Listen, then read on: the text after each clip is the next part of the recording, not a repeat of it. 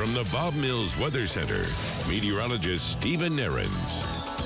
Well, at least a little different today in the fact that we don't have sleet falling like we've had the past couple of kind of middays, midday Monday, midday Tuesday. About this time, we had some really heavy sleet, thunder sleet in some areas. We're not having that today. We still have the potential for, some icy sidewalks, parking lots, driveways, all the spots that tend to melt the slowest. That's what we're still seeing. Main roads around Tulsa, these have looked great. After the sleet yesterday, they've long since been cleared off. We're sitting at 29 degrees. No wind, though. That does help if you have to be outside this afternoon. No wind chill factor.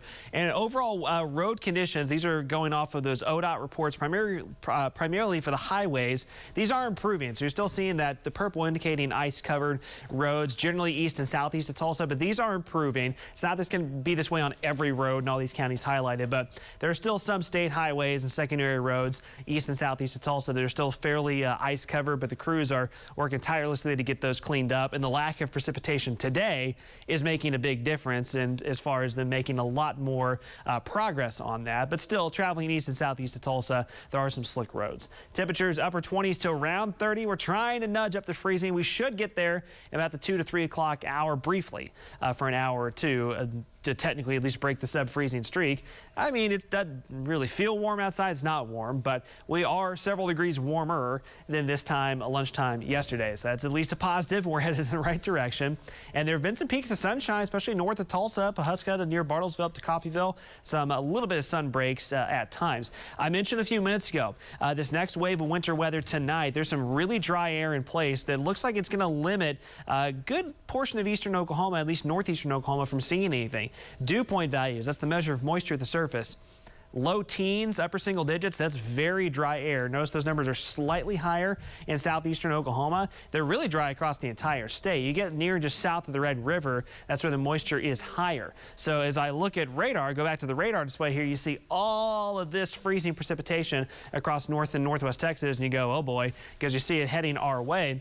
It's going to run into that drier air, and it's going to take a long time for it to make progress to the north. So with time, we'll start to see some light, maybe freezing rain or light sleet in southern Pittsburgh, Latimer, LaFleur counties later this afternoon, but not amounting to much just yet. Outside of that, what you're seeing here is Future View hinting at, if you pull up your radar this afternoon, maybe your radar app on your phone, you may see some sprinkles or light showers technically showing up as far north as, say, Tulsa to Tahlequah, but they won't reach the ground. That'll be radar detecting them above the ground, but then evaporating before they reach the surface. So it looks like we're primarily dry through the daylight hours. Still cold.